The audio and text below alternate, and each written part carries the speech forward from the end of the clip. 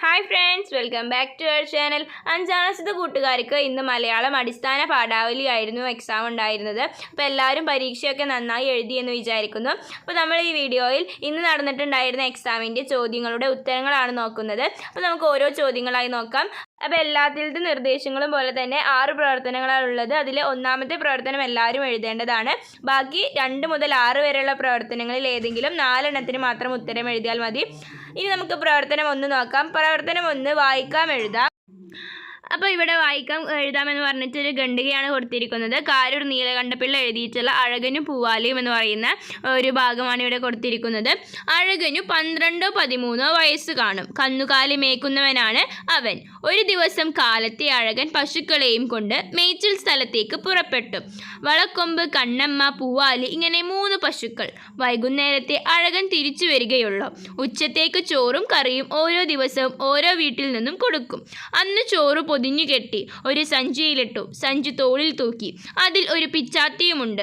പിന്നെ ഒരു ഈറ്റക്കുഴലും. കയ്യിലിരിക്കുന്ന വടി ഓങ്ങിയും ചിലപ്പോൾ അതുകൊണ്ട് പശുക്കളെ മുറ്റത്ത് തട്ടിയും അവൻ അവയെ വേഗം നടത്തി. ഈ പശു എന്നോട് മേടിക്കുക എന്നു മറ്റും ഇടയ്ക്ക് അവൻ പശുക്കളെ ശാസിച്ചു. അങ്ങനെ ഒരു നാഴിക അകലെയുള്ള നാടിമറ്റത്തിൽ എത്തി. അത് വലിയ മൈതാനമാണ്. കൃഷി ചെയ്യാതെ കിടക്കുകയാണ്. അങ്ങുമിങ്ങും മരങ്ങളുണ്ട്. ചിലത് ചെറുത്, ചിലത് വലുത്. അവിടെവിടെ കുറ്റിക്കാടുകളുമുണ്ട്. ചെത്തി, കുരുക്കുത്തി, കാതലി, കുഞ്ഞൻ, പാല, പാണൽ ഇങ്ങനെ പലതരം ചെടികളുണ്ട്. വയറ, പാട, മൃത് മുതലായവ വള്ളികളുമുണ്ട്. ഇല്ലിയും ഈറ്റയും ഉണ്ട്. ആണ്ടിൽ 8 മാസവും പശുക്കൾക്ക് തിന്നാൻ ധാരാളം പുല്ല് കാണും. കാരൂർ നീലകണ്ഠൻപിള്ള. അപ്പോൾ ഇവിടെ അഴകൻ എന്താണ്, അതായത് പശുക്കളെ മേയ്ക്കുന്ന സ്ഥലത്തേക്ക് പോകുന്നതിനെ കുറിച്ചും അവൻ പോകുമ്പോൾ എന്തൊക്കെയാണ് കൊണ്ടുപോകുക അതൊക്കെയാണ് ഇവിടെ പറഞ്ഞിട്ടുള്ളത്. ഇനി ഇതുമായി ബന്ധപ്പെട്ടുള്ള ചോദ്യം നോക്കാം.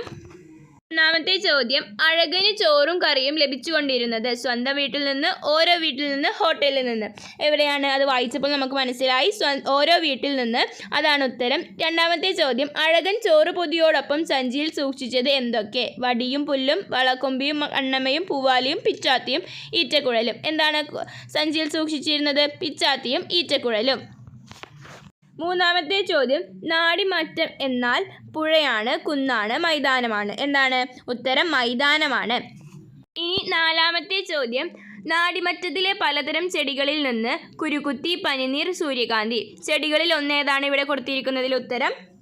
കുരുക്കുത്തിയാണ്. അഞ്ചാമത്തെ ചോദ്യം, അഴകൻ്റെ ജോലി എന്താണ്? പശുക്കളെ മേയ്ക്കുക, കൃഷി ചെയ്യുക, പുല്ലരിയുക. ഉത്തരം പശുക്കളെ മേയ്ക്കുക. അപ്പോൾ ഇങ്ങനെയാണ് അതിൻ്റെ ഉത്തരം എഴുതേണ്ടത്. ഇനി പ്രവർത്തനം 2 എന്താണ്? ഉപന്യാസമാണ്. അപ്പോൾ എന്താണ്, ഇവിടെ ഒരു സുഗതകുമാരിയുടെ വരികൾ കൊടുത്തിട്ടുണ്ട്. ഒരു തൈ നടാം നമുക്കമ്മയ്ക്ക് വേണ്ടി, ഒരു തൈ നടാം കൊച്ചു മക്കൾക്ക് വേണ്ടി, ഒരു തൈ നടാം 100 കിളികൾക്ക് വേണ്ടി, ഒരു തൈ നടാം നല്ല നാളേക്ക് വേണ്ടി. സുഗതകുമാരി. സുഗതകുമാരിയുടെ കവിത വായിച്ചില്ലേ? എങ്ങു പോയി എന്ന പി. കുഞ്ഞിരാമൻ നായരുടെ കവിത പ്രകൃതി മനുഷ്യരോട് കാണിക്കുന്ന സ്നേഹത്തെക്കുറിച്ച് വിശദമാക്കുന്നുണ്ട്. പ്രകൃതി മനുഷ്യന് നൽകുന്ന സൗഭാഗ്യത്തെക്കുറിച്ച് ഉപന്യാസം തയ്യാറാക്കുക. അപ്പോൾ എന്താണ് പറഞ്ഞിട്ടുള്ളത്? ഉപന്യാസം തയ്യാറാക്കാനാണ് പറഞ്ഞിട്ടുള്ളത്. അതായത് പ്രകൃതി മനുഷ്യർക്ക് സൗഭാഗ്യങ്ങൾ, ഒരുപാട് സൗഭാഗ്യങ്ങൾ നമുക്ക് നൽകുന്നുണ്ട്.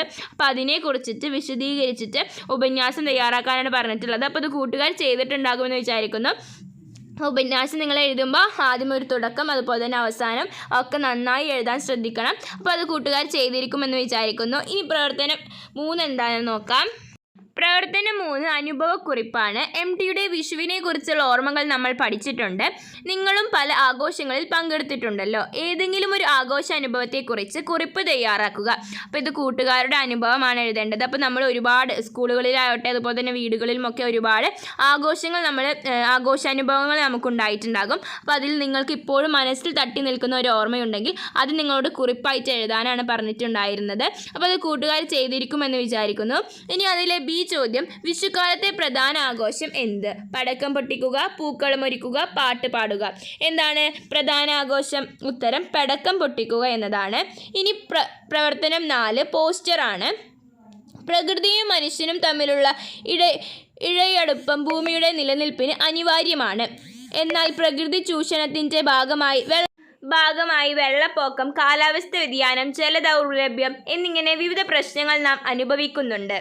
പ്രകൃതി സംരക്ഷണത്തിൻ്റെ പ്രാധാന്യത്തെക്കുറിച്ച് പരിസ്ഥിതി ദിനത്തിൽ സ്കൂളിൽ പ്രദർശിപ്പിക്കാനുള്ള പോസ്റ്റർ തയ്യാറാക്കുക. അപ്പോൾ പ്രവർത്തനം 4 പോസ്റ്റർ തയ്യാറാക്കാനാണ് പറഞ്ഞിട്ടുണ്ടായിരുന്നത്. എന്തുമായി ബന്ധപ്പെട്ടിട്ടുള്ളതാണ്? പരിസ്ഥിതി ദിനത്തിൽ പ്രകൃതി സംരക്ഷണത്തിൻ്റെ പ്രാധാന്യം മറ്റുള്ളവർക്ക് മനസ്സിലാക്കി കൊടുക്കാൻ വേണ്ടിയിട്ടുള്ളൊരു പോസ്റ്ററാണ്. അപ്പോൾ പരിസ്ഥിതിയുമായി ബന്ധപ്പെട്ടുള്ള വാക്കുകളൊക്കെ ചേർത്തിട്ട് വേണം നിങ്ങൾ പോസ്റ്റർ തയ്യാറാക്കാൻ. അപ്പോൾ നിങ്ങളത് തയ്യാറാക്കിയിരിക്കുമെന്ന് വിചാരിക്കുന്നു. ഇനി പ്രവർത്തനം 5 ജീവചരിത്ര കുറിപ്പാണ്. താഴെ പറഞ്ഞിരിക്കുന്ന സൂചനകളും നിങ്ങൾക്കറിയുന്ന കാര്യങ്ങളും ചേർത്ത് പി കുഞ്ഞിരാമൻ നായരുടെ ജീവചരിത്ര കുറിപ്പ് തയ്യാറാക്കുക. അപ്പോൾ ഇവിടെ കുഞ്ഞിരാമൻ നായരെ കുറിച്ചിട്ടുള്ള കുറച്ച് വിവരങ്ങൾ കൊടുത്തിട്ടുണ്ട്. അപ്പോൾ അതെല്ലാം ഉൾപ്പെടുത്തിക്കൊണ്ട് നമ്മളോട് ജീവചരിത്ര കുറിപ്പ് തയ്യാറാക്കാനാണ് പറഞ്ഞിട്ടുള്ളത്. അതായത് പ്രകൃതി സൗന്ദര്യത്തിൻ്റെ ആവിഷ്കരിച്ചു, സൗന്ദര്യ പൂജ, കളിയച്ചൻ, താമരത്തോണി, സൗന്ദര്യ ദേവത, ഭക്തികവി, ബിരുദം, കേരള സാഹിത്യ അക്കാദമി അവാർഡ്, ഇവൻ മേഘരൂപൻ പി കുറിച്ചുള്ള സിനിമ, ജനനം ഒക്ടോബർ 4, മരണം 1978 മെയ് 27, കളിയച്ചൻ എന്ന കൃതി സിനിമയാക്കിയിട്ടുണ്ട്, ആത്മകഥകൾ, നാടകം. അപ്പോൾ ഇങ്ങനെ ഒരുപാട് കാര്യങ്ങൾ ഇവിടെ കൊടുത്തിട്ടുണ്ട്. അപ്പോൾ ഇതെല്ലാം ഉൾപ്പെടുത്തിക്കൊണ്ട് ജീവചരിത്ര കുറിപ്പ് എഴുതണം. അപ്പോൾ എങ്ങനെയാണ് ജീവചരിത്ര കുറിപ്പ് എഴുതേണ്ടത്? ആദ്യം അദ്ദേഹത്തിൻ്റെ പേര് എഴുതുക, അതിനുശേഷം ജനനമാണ് എഴുതേണ്ടത്. അതിനുശേഷം വേറെ എന്തെങ്കിലും, അതായത് അച്ഛൻ്റെ പേര്, അമ്മയുടെ പേര്, അതൊക്കെ കൊടുത്തിട്ടുണ്ടെങ്കിൽ നമുക്ക് എഴുതാവുന്നതാണ്. അപ്പോൾ ഇവിടെ അതൊന്നും കൊടുത്തിട്ടില്ല. അപ്പോൾ ജനനം എഴുതുക, അതിനുശേഷം അദ്ദേഹം എന്ത് മേഖലയിലാണ് പ്രസിദ്ധൻ അത് എഴുതാവുന്നതാണ്. അതുപോലെ തന്നെ അദ്ദേഹത്തിൻ്റെ കവിതകൾ, പ്രസിദ്ധമായിട്ടുള്ള കവിതകൾ, നാടകങ്ങൾ, ആത്മകഥകൾ, അതെല്ലാം നമുക്ക് എഴുതാവുന്നതാണ്. അതിനുശേഷം അവസാനമാണ് മരണം എഴുതേണ്ടത്. അപ്പോൾ ഇങ്ങനെയാണ് ജീവചരിത്ര കുറിപ്പ് തയ്യാറാക്കേണ്ട ഒരു മോഡൽ എന്ന് പറയുന്നത്. അപ്പോൾ ഇത് നിങ്ങൾക്ക് മനസ്സിലായി എന്ന് വിചാരിക്കുന്നു. അപ്പോൾ എല്ലാവരും ജീവചരിത്ര കുറിപ്പൊക്കെ എഴുതിയിട്ടുണ്ടാകുമെന്ന് വിചാരിക്കുന്നു. ഇനി നമുക്ക് പ്രവർത്തനം 6 നോക്കാം. വിശകലന കുറിപ്പ്. ശ്രീനാരായണ ഗുരുവചനങ്ങളെ നിങ്ങൾക്ക് പരിചയമില്ലേ? ചുവടെ ചേർത്തിരിക്കുന്നു, ശ്രദ്ധിക്കൂ. മതമേതായാലും മനുഷ്യർ നന്നായാൽ മതി. ഒരു ജാതി, ഒരു മതം, ഒരു ദൈവം മനുഷ്യന്. ഇത് ശ്രീനാരായണ ഗുരുവിൻ്റെ വചനങ്ങളാണ് ഇവിടെ കൊടുത്തിരിക്കുന്നത്. ശ്രീനാരായണ ഗുരുവചനങ്ങളെ മഴവില്ല് വരക്കുന്നവർ എന്ന പാഠഭാഗത്തെ ആശയവുമായി ബന്ധപ്പെടുത്തി ഒരു വിശകലന കുറിപ്പ് തയ്യാറാക്കുക. അപ്പോൾ എന്താണ് പറഞ്ഞിട്ടുള്ളത്?